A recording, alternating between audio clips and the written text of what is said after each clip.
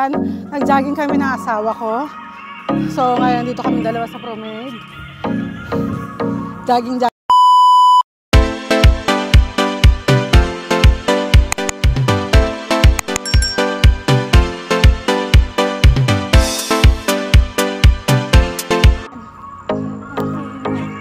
Limit na yung tiyak ko.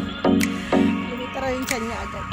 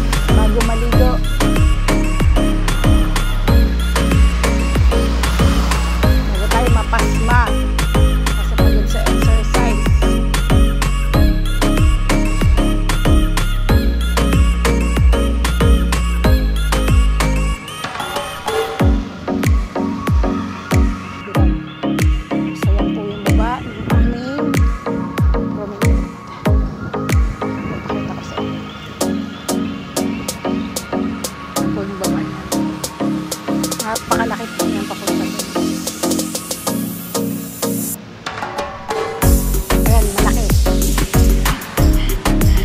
May nakakilala po ba rito? Nawawala po ito eh. Nasaan to yung nanay mo? Naiwan ka? Nako, iniwan ka na. Baka hindi ka nabalikan. Taga saan ka ba, Tutoy? Di ba ang bahay mo? Ano pangalan mo? Anak ko po, yun ang mahirap. Pangalan niya Dundun din. Pati bahay niya Dundun din. Halika na, uwi na kita sa amin. Tara, sama ka. Uwi tayo sa amin, akin ka na lang. Wala po kumukuha nito, so akin na to ha. Wala nang babawi.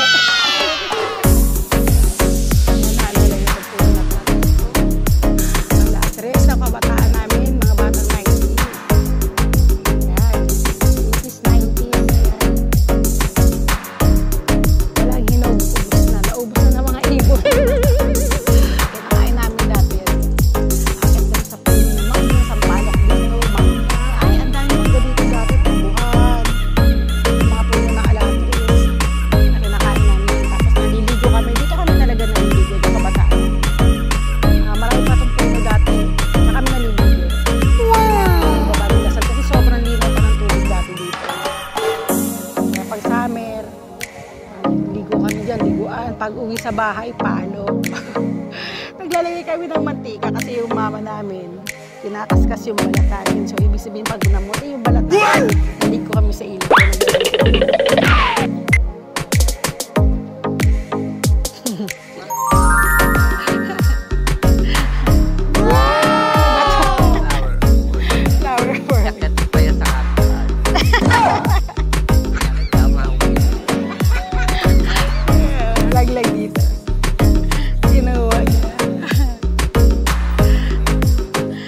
sari-sari pa yung sabi nito eh.